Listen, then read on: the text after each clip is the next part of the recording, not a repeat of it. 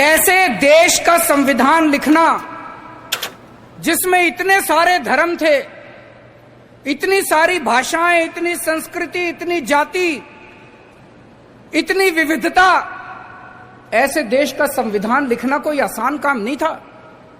बाबा साहब अंबेडकर ने पूरी दुनिया के संविधान पढ़े, सारे देशों के संविधान पढ़े, जहां से जो जो अच्छा मिला वो सारा उन्होंने इस संविधान के अंदर डाला और इतना शानदार संविधान बाबा साहब अंबेडकर ने हम लोगों को दिया।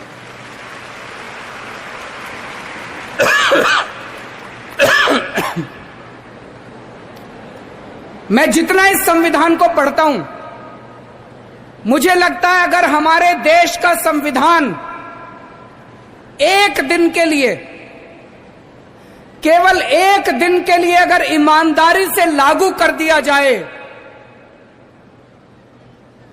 हमारे देश को दुनिया का नंबर 1 देश बनने से कोई नहीं रोक सकता। उसके बाद इतना शानदार हमारे देश का संविधान है, इतना शानदार संविधान है। पिछले 5 साल के अंदर दिल्ली में हमें दिल्ली की जनता ने मौका दिया। पिछले 5 साल में दिल्ली के अंदर हम दिल्ली सरकार इसी संविधान के हिसाब से चलाने की कोशिश कर रहे हैं और नतीजे आप सब लोगों के सामने हैं। संविधान में लिखा है बराबरी का अधिकार होगा। अभी कई बच्चों ने बात की ना, बराबरी की बात की, इक्वालिटी की बात की, बराबरी का अधिकार होगा। अभी तक यहां इतने सारे बच्चे बैठे हैं, अगर कोई बच्चा गरीब घर में पैदा होता था और कोई बच्चा अमीर घर में पैदा होता था, क्या उनको बराबर की शिक्षा मिलती थी? नहीं मिलती थी। तो क्या बराबरी का अधिकार था? नहीं था। मैं आपका मुख्यमंत्री हूं, हम सरकार चला रहे हैं। सरकार की नजरों में, मुख्यमंत्री की नजरों में, एक बच्चा अगर गरीब घर में पैदा होता है और एक बच्चा अमीर घर में पैदा होता है, मेरे लिए तो मेरे दोनों बच्चे बराबर हैं। मैं उन दोनों बच्चों के बीच में फर्क नहीं कर सकता।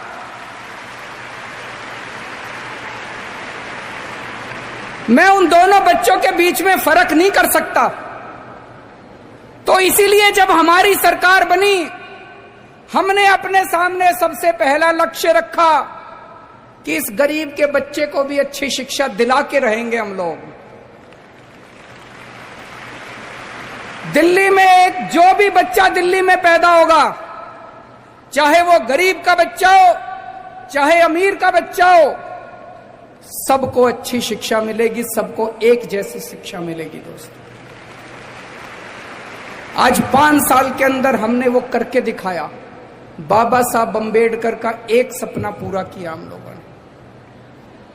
हमने दिल्ली के अंदर, पहले दिल्ली के अंदर बिजली, कुछ लोगों को बिजली मिलती थी, कुछ लोगों को बिजली नहीं मिलती थी, कुछ लोगों को पानी मिलता था, कुछ लोगों को पानी नहीं मिलता था। अब दिल्ली के अंदर सारे लोगों को सबसे सस्ती बिजली मिलती है और 24 घंटे बिजली मिलती है।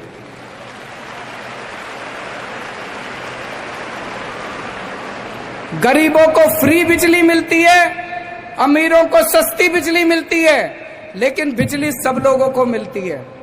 बराबरी का अधिकार दिया है दिल्ली के लोगों को। हमारे संविधान में लिखा है जीने का अधिकार होगा। पहले गरीब आदमी के घर अगर कोई बीमार होता था, वो सरकारी अस्पताल में जाता था, सरकारी अस्पताल में इलाज का बुरा हाल था। आज दिल्ली के अंदर सरकारी अस्पतालों में वैसा ही अच्छा इलाज है जैसा प्राइवेट अस्पतालों के अंदर इलाज हो रहा है। लोगों को हमने जीने का अधिकार दिया है। दिल्ली के अंदर हमने योजना बनाई कि अगर किसी का एक्सीडेंट होगा, अगर किसी का एक्सीडेंट होगा, अभी तक अगर किसी का एक्सीडेंट होता था, कोई उसको बचाने के लिए नहीं जाता था। वो बेचारा सड़क पे पड़ा रहता था, लोग सड़क पे गुजर जाया करते थे, लोगों को लगता था मैं क्यों पचड़े में पड़ूं, मैं अगर इसको अस्पताल में ले गया तो अस्पताल वाले मेरे से पैसे मांगेंगे। अब हमने कहा है कि पैसे की चिंता मत करो, अगर कोई किसी का एक्सीडेंट हो जाए, जो भी उसको देखता है तुरंत उसको नियरेस्ट अस्पताल में पहुंचाओ, कितना भी महंगा अस्पताल होगा सारे पैसे दिल्ली सरकार देगी।